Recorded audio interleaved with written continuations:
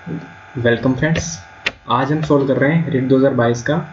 तो इस तारीख को जो एग्जाम हुआ था थर्ड शिफ्ट का मॉर्निंग में, साइकोलॉजी का पेपर। साइकोलॉजी का पेपर सोल्व कर रहे हैं हम, और साइकोलॉजी के 30 क्वेश्चन है। पहला क्वेश्चन है, देखो हमारे पास बहुत आसान। अधिगम का अंतर्दृष्टि सिद्धांत किसने दिया था? बहुत आसान है। अंतर्दृष्टि मतलब वोल्फगैंग पॉलर ने दिया था, सुल्तान पर जिसने एक्सपेरिमेंट किया था। अगला क्वेश्चन है हमारे पास, क्वेश्चन नंबर 2। अधिगम में समस्या समाधान उपागम का अंतिम चरण कौन सा होता है? देखो, अंतिम चरण होता है निष्पादन का सत्यापन, वेरिफिकेशन। अगला क्वेश्चन है हमारे पास, क्वेश्चन नंबर 3। समायोजन के लिए एक युक्ति के रूप में रक्षात्मक युक्तियों का प्रयोग मौलिक रूप से किसके द्वारा किया गया? देखो, ये सिगमंड फ्राइड था नहीं, जीन पियाजे था नहीं, अब्राहम मैस्लो ने आवश्यकता पदानुक्रम सिद्धांत दिया था। हमारा बच्चा कौन सा? कार्ल।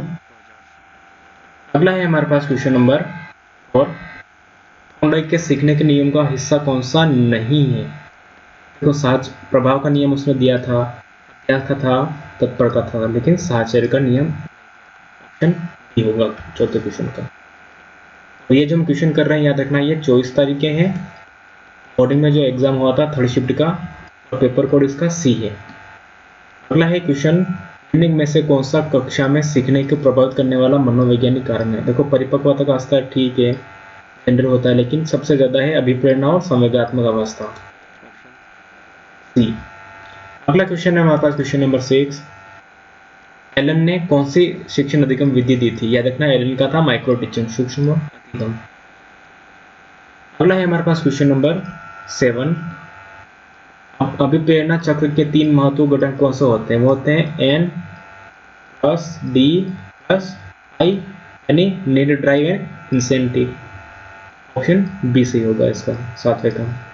अगला है क्वेश्चन नंबर 8। निम्नलिखित में से कौन सी बाह्य अभिप्रेरणा है? ठीक है, देखो, उपलब्धि है, बाह्य नहीं है, ये नहीं है, आकांक्षा नहीं है, पुरस्कार, बाह्य अभिप्रेरणा, याद रखना। अगला है क्वेश्चन नंबर 9। कौन सा शिक्षण स्तरों के आधार का शिक्षण नहीं है? ठीक है, कौन सा शिक्षण स्तरों के आधार पर शिक्षण का प्रकार नहीं है? देखो, बोध होता है, स्मृति होता है, चिंतन होता है, लेकिन प्रदर्शन नहीं होता है। Option B.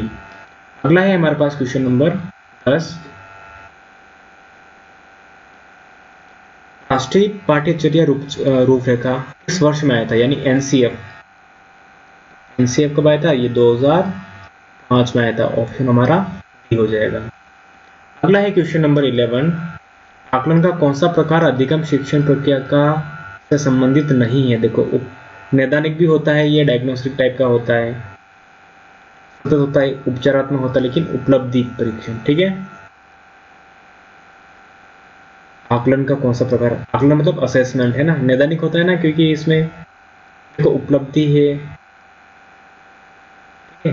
नैदानिक भी होता है, सतत भी होता है। देखो, इसका ऑप्शन जाएगा उपलब्धि। ठीक है ना, उपलब्धि या नैदानिक में से कुछ भी आंसर है इसका। अगला है क्वेश्चन 12। क्रियात्मक अनुसंधान का मुख्य उद्देश्य क्या होता है? याद रखना, ये होता है रूपांतरण, ट्रांसफॉर्मेटिव, हमें कुछ नया करना है, परिवर्तन लाना है। अगला है क्वेश्चन नंबर 13। उपलब्धि परीक्षण निर्माण के लिए कौन सा सत्य नहीं है? देखो, विश्वसनीयता होती है, उपलब्धि परीक्षण में वैधता भी होती है, वस्तुनिष्ठता भी होती है, लेकिन मूल्यांकन इसका भाग नहीं है। अगला है क्वेश्चन नंबर 14।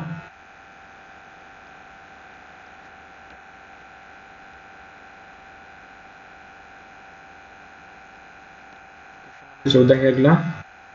सिगमंड फ्राइड द्वारा प्रतिपादित मनोलैंगिक विकास की अवस्था कौन सी नहीं है? कौन सी अवस्था नहीं है? देखो, एलिक दी थी इन्होंने, एनल दी थी, लेटेंसी दी थी, तो कौन सी दी थी? Expeditious complex. तो हमारा सी हो जाएगा। अगला है क्वेश्चन नंबर 15। जीन पियाजे ने संज्ञानात्मक विकास के सिद्धांत की कौन सी अवधारणा नहीं दी है? जीन पियाजे ने, देखो, स्कीमा दिया था, आत्मसातीकरण दिया था, अधिग्रहण दिया था, लेकिन व्यवस्थापन नहीं था। Option D. अगला है क्वेश्चन नंबर 16। जीन्स का जोड़ा जो विशेष गुणसूत्र पर एक विशिष्ट स्थान अधिग्रहित करता है तथा समान गुणों को नियंत्रित करता है। देखो, यहाँ पे आ गया ना, same control the same trait, है ना। तो एक जो लक्षण को कंट्रोल करने वाले जो जीन होते हैं उनको बोलते हैं, हम एलील बोलते हैं। ठीक है ना, ऑप्शन सी। अगला है क्वेश्चन नंबर 17 व्यवसाय चयन में व्यक्तिगत विभिन्नताओं को किस आधार पर समझा जा सकता है? संज्ञानात्मक योग्यताओं के आधार पर, स्वभावगत, सांस्कृतिक पृष्ठभूमि या अभिक्षमता। तो याद रखना अभिक्षमता में आता है। एप्टीट्यूड के डिफरेंस के बेसिस पर हम व्यवसाय का चयन करते हैं। अगला है हमारे पास क्वेश्चन नंबर 18, बाल विकास में वातावरण की भूमिका कैसी है? वातावरण जैसा होगा ना वैसा व्यक्तित्व बनेगा, याद रखना, ऑप्शन बी। अगला है हमारे पास क्वेश्चन नंबर 19, विकास के नियम के रूप में कौन सा कथन सत्य नहीं है? विकास के लिए प्रत्येक अवस्था के समान रूप से है। देखो, विकास परिपक्वता और अधिगम का परिणाम है, सही बात है। व्यक्तिगत विभिन्नताएं भी, विकास में व्यक्तिगत विभिन्नताएं होती क्या? ठीक है, और पूर्वानुमान है, ये चला जाएगा। अगला है क्वेश्चन नंबर 20, नैतिक विकास का सिद्धांत किसने दिया था? ये दिया था कोहेलबर्ग ने, डायरेक्ट याद रखना। अगला है क्वेश्चन नंबर 21, स्टर्नबर्ग ने कौन सा दिया था? ट्राइआर्किक थ्योरी यानी त्रिआयामी सिद्धांत दिया था, ऑप्शन थर्ड। अगला है हमारे पास क्वेश्चन नंबर 22, कौन सा बुद्धि का निष्पत्ति परीक्षण है? देखो, निष्पत्ति मतलब याद रखना, जो देखो ये जलोटा परीक्षण है, भाटिया बैटरी है, मेन इंट्रो, ये सारे कौन से हैं? अशिक्षित लोगों के लिए, ये शिक्षित वाला है। अगला है क्वेश्चन नंबर 23, व्यक्तिगत विभिन्नताओं की प्रकृति के लिए कौन से उदाहरण सत्य नहीं है? सामान्य संभवता, विचलनशीलता, देखो कौन सा व्यक्तिगत विभिन्नताओं के लिए? शील गुणों का अंतर संबंध, देखो अधिगम समानता नहीं है, ठीक है ना, हर एक का जो सीखने की जो प्रवृत्ति होती है सबकी अलग अलग होती है। अगला है हमारे पास क्वेश्चन नंबर 24, व्यक्तिगत शील गुण का सिद्धांत किसने दिया था? तो डायरेक्ट ही आंसर इसका आलपोर्ट ने दिया। हमारे पास है क्वेश्चन नंबर 25, कौन सा व्यक्तित्व परीक्षण नैदानिक निदान के लिए वैध है? तो याद रखना इसमें MMPI सबसे बेस्ट, MMPI है, ठीक है। बाकी EPPS हमारे पास है, वो नहीं है, ठीक है। PAT नहीं है, 16 PF हो जाएगा, MMPI हो जाएगा। अगला है क्वेश्चन नंबर, इस कुसमायोजन का कौन सा तत्व विशेष रूप से निर्णय लेने से संबंधित है? देखो, निर्णय हम कब लेते हैं? जब दो परिस्थितियों में फंस जाए, इसको बोलते हैं द्वंद्व, ये निर्णय लेने से संबंधित है। अगला क्वेश्चन है हमारे पास क्वेश्चन नंबर 23, फोर्ड के अनुसार सृजनात्मक बालकों की कौन सी विशेषता नहीं है? देखो, चिंतन में मौलिकता होती है, उनमें समस्या के आंसर अनेक प्रकार से देते हैं, लचीलापन भी होता है, लेकिन चिंतन में समानुभूति ये प्रतिभाशाली बालकों का, सृजनात्मक बालकों का लक्षण। अगला है हमारे पास क्वेश्चन नंबर 28, ट्राइसोमी, ये है डाउन सिंड्रोम से संबंधित। अगला है क्वेश्चन नंबर 30, प्रतिभाशाली बालकों के शिक्षक के लिए कौन सा उपाय प्रासंगिक नहीं है? देखो, विशेष कक्षाएं लगानी चाहिए, श्रेणी उन्नति है, पाठ्यक्रम की समृद्धि, लेकिन उपचारात्मक शिक्षण होता है वो याद रखना समस्यात्मक बालकों के लिए होता है, न कि प्रतिभाशाली, ऑप्शन बी होगा इसका। और साइकोलॉजी का लास्ट क्वेश्चन, क्वेश्चन नंबर 30, कौन सी विकृति अधिगम अक्षमता का एक प्रकार है? क्रिटिनिज्म नहीं है, डिसलेक्सिया होता है, देखो याद रखना, ADHD नहीं है, ऑटिज्म नहीं है, डिसलेक्सिया। ये थे हमारे साइकोलॉजी के क्वेश्चंस। अब हम देखते हैं हिंदी के क्वेश्चन। हिंदी के 30 क्वेश्चन देख रहे हैं, देखना एग्जाम में हमारा 24/7/2022 का पेपर है ये, और शिफ्ट कौन सा हो जाएगा? शिफ्ट का है, और पेपर कोड है हमारे पास C। पहला क्वेश्चन देखो, कोशिश करेंगे हम आपको सही आंसर बताने की, कि फाइनल आंसर की के अनुसार देखो 90% तो संभावना है कि ये आंसर रहेंगे, कुछ एक दो क्वेश्चन है जिनके आंसर चेंज हो सकते हैं, बाकी चेंज नहीं होंगे। मातृभाषा, राष्ट्रीय जागरण और सांस्कृतिक पुनरुत्थान किस शिक्षण विधि में बल मिलता है? देखो, डाल्टन योजना में नहीं, किंडरगार्टन में नहीं, बेसिक शिक्षा में मिलता है, ठीक है ना, महात्मा गांधी की बेसिक शिक्षा। अगला है क्वेश्चन नंबर 22, प्राथमिक स्तर के पश्चात पद्य और कविताओं का चयन तो समय क्या ध्यान में रखना चाहिए? देखो, भाषा टेस्ट होनी चाहिए, नहीं, दूरी हो नहीं, देखो कक्षा के अनुकूल होना चाहिए, ठीक है ना, ऑप्शन C। अगला है क्वेश्चन नंबर 33, विद्यार्थी सही ढंग से लिखे, उनके लेखक कौशल में निरंतर विकास के लिए क्या आवश्यक है? अध्यापक विद्यार्थी लिपि शब्द वाक्य रचना की अशुद्धियों को दूर करता रहे, सही बात है ये, ठीक है। लेखक द्वारा असीमित प्रशंसा की जाए, नहीं, गलत बात। सहानुभूति का व्यवहार नहीं किया जाए, ये भी गलत है, करना चाहिए। अगला है उचित फर्नीचर की उपेक्षा की जाए, वो भी होना चाहिए, ठीक है। तो कौन सा ऑप्शन करना चाहिए? अगला है क्वेश्चन नंबर 34, विद्यार्थी के पठन कौशल विकसित करने हेतु उचित उपाय कौन सा है? ऑप्शन ए, पुस्तकालय में संदर्भित पुस्तकें लेने पढ़ने और अधिगम सामग्री खोज का अवसर दिया जाए। बाकी सेकेंड ऑप्शन है, अध्यापक द्वारा अभिप्रेरणा का ध्यान नहीं दिया जाए, नहीं करना चाहिए। शुद्धि का उच्चारण करें तो उसकी उपेक्षा करेंगे, नहीं सीखेंगे उसको सही क्या है। यंत्रों का व्यवहार नहीं किया जाए, नहीं करना चाहिए। तो ये तीनों तो रॉन्ग है, तो ऑप्शन हो जाएगा हमारा 34 का ये आंसर। अगला है क्वेश्चन नंबर हमारे पास 33। निम्नलिखित में से मातृभाषा हिंदी शिक्षण की समस्या क्या है? देखो, देवनागरी लिपि की अवैज्ञानिकता नहीं, वैज्ञानिक है, ठीक है ना। अधिकता, वर्णों की अधिकता भी कुछ नहीं है, बाराखड़ी का अभाव भी नहीं है, तो हिंदी संस्कृत की वंशजा नहीं। ऑप्शन डी जाना चाहिए मेरे हिसाब से इसका।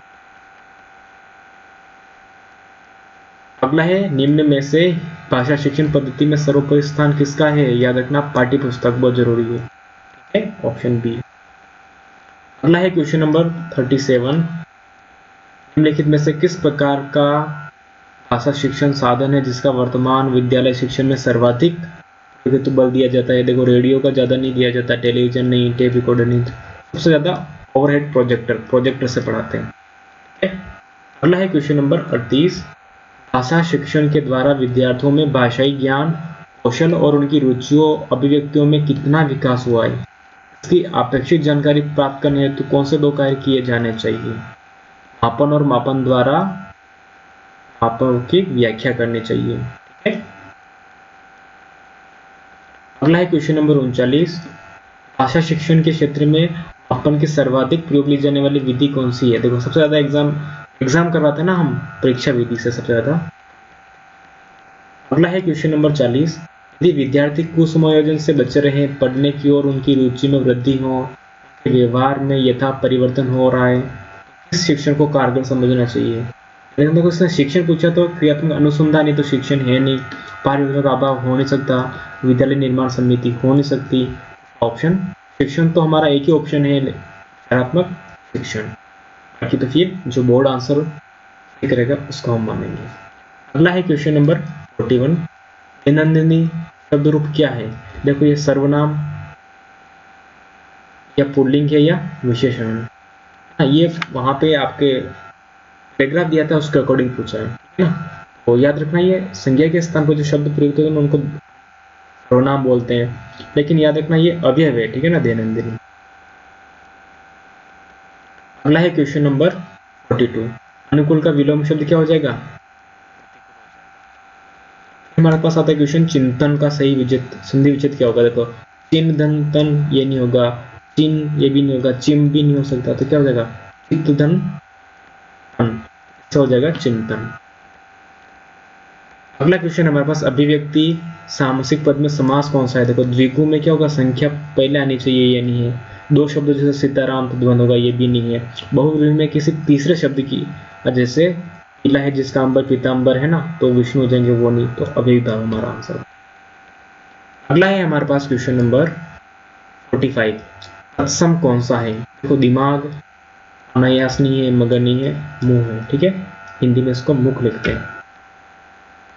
अगला है क्वेश्चन नंबर 46। बीमार के पर्यायवाची कौन से? देखो, अशक्त, अस्वस्थ होता है, रुग्ण होता है और व्याधिग्रस्त, ये सारे बीमार के हैं। अगला है हमारे पास क्वेश्चन नंबर 47। पढ़ने की दृष्टि से शुद्ध कौन सा है? देखो, स्पष्ट, बिल्कुल क्लियर है ना, अच्छा लिखा है। देखिए, वरिष्ठ नहीं होता है, वरिष्ठ होता है, गरिष्ठ होता है, कनिष्ठ होता है, टट नहीं होता, ठ होता है यहाँ पे, तो ऑप्शन हमारा बी जाएगा। अगला आता है क्वेश्चन नंबर 48। अपने विचारों को प्रकट करने के लिए जिस माध्यम का हम सहारा लेते हैं उसको हम क्या बोलते हैं? भाषा। जैसे मैं बोल रहा हूँ तो क्या बोल रहा हूँ? मैं भाषा बोल रहा हूँ, उससे आप समझ रहे हो, ऑप्शन सी। अगला है क्वेश्चन नंबर 49। निम्नलिखित में से एकार्थी शब्द नहीं है। देखो, साथ होता है, सादा होता है, स्वभाव है, सामान है ना, सामान। अगला है क्वेश्चन नंबर 50। बीमारी के समय हमारे मुंह से हे राम की ध्वनि या दुख में ओ मां निकल जाता है, ये सारे क्या है? याद रखना, ये अव्यय, क्योंकि व्यक्तिवाचक है नहीं है, पदार्थवाचक भी नहीं है, जातिवाचक भी नहीं है, सारे कैसे हैं? अव्यय शब्द है ये। अगला है रेखांकित शब्द। अपेक्षा का मतलब होता है किसी की आकांक्षा करना, है ना, ऑप्शन बी याद रखना, 51 का ऑप्शन। अगला है क्वेश्चन नंबर हमारे पास 52। भूतकाल का सही उदाहरण कौन सा है? देखो, पूरे के पूरे पेज को भेजना आसान हो गया है, ये वर्तमान काल की बात है, तो ये होगा क्या? नहीं। अंग्रेजी अखबार तो अब तैयार कहीं और होते हैं, ये भी नहीं है, अभी वर्तमान काल की बात है। पहले ये सुविधा उपलब्ध नहीं थी, है ना, तो भूतकाल की बात है ये, ठीक है, ये ध्यान रखना। अगला है क्वेश्चन नंबर 53, निम्नलिखित में से स्त्रीलिंग कौन सा है? देखो काफी नहीं है, काफूनी, काबिल होता है ना, जैसे मुझे उसकी काबिलियत पे शौक है, तो काबिलियत उसकी, है ना, कियारा मतलब काबिल। अगला है क्वेश्चन नंबर 54, इस तकनीक का इस्तेमाल किया गया, इसका बहुवचन बदलना है, तो तकनीकों बोलते हैं हम, तकनीकों, तो इन तकनीकों हो जाएगा, ठीक है, ऑप्शन सी। अगला है क्वेश्चन नंबर 55, निम्नलिखित में से किस शब्द हिंदी का मानक रूप कौन सा है? तो खास नहीं, हिंदी का नहीं है, पेज नहीं है, संभव या तैयार, इन दोनों में से कोई आंसर होना चाहिए, ठीक है, मेरे हिसाब से इसका आंसर तैयार होगा। अगला है क्वेश्चन नंबर 6, सावन का हिंदी रूप में क्या लिखेंगे? देखो सावन जो शब्द है वो संस्कृत का है, तो इसको लिखेंगे हिंदी में श्रावण, सावन को लिखेंगे हम श्रावण। और बाकी हम कोशिश कर रहे हैं सही आंसर बताने की, और बाकी जो कुछ चेंज होगा या बोर्ड जो आंसर सही मानेगा हम उसको सही मानेंगे, ठीक है। अगला है क्वेश्चन नंबर 57, तुम दौड़कर चलते हो, यहाँ पे तुम कौन सा पद बंधे? देखो जो संज्ञा है, जो संज्ञा के स्थान पर प्रयोग होता है उनको क्या बोलते हैं? सर्वनाम, तो ये हमारा सर्वनाम पद बंध हो जाएगा। अगला है क्वेश्चन नंबर 8, ठीक न्याय करना कौन सा मुहावरा है? देखो दौड़ धूप करना नहीं, 3 में दायरा दिखाना नहीं, 2 टू 14 नहीं, दूध का दूध पानी का पानी करना, मतलब ठीक से न्याय करना, ऑप्शन बी। अगला है हमारे पास क्वेश्चन नंबर 59, घरेलू शत्रु प्रबल होता है, इसके लिए कौन सी लोकोक्ति काम आएगी? घर का भेदी लंका ढाए। और हिंदी का लास्ट क्वेश्चन हमारा, कलकत्ते की राजधानी बताओ, इस वाक्य में प्रयुक्त चिन्ह कौन सा है? कौन सा चिन्ह हुआ? ये वाला, क्या है? पूर्ण विराम, ऑप्शन डी। तो हमने आज के इस वीडियो में 30 क्वेश्चन साइकोलॉजी के और हिंदी के 30 क्वेश्चन किए हैं। हमने कोशिश करी है आपको सही आंसर बताने की, और अगर किसी आंसर में चेंजेस होता है और फाइनल आंसर की आएगी बोर्ड के अनुसार हमारा BSCR या RBSC के अकॉर्डिंग, उसके आंसर को हम सही मानेंगे, और ज़्यादा चेंज होगा नहीं, कुछ 1 2 3 क्वेश्चन में चेंजेस हो सकता है, बाकी यही आंसर रहने वाले हैं। और इसके अलावा हमने साइंस मैथ की भी आंसर की अपलोड कर दी है, वो भी आप वीडियो जाके देख सकते हो। Thank you so much.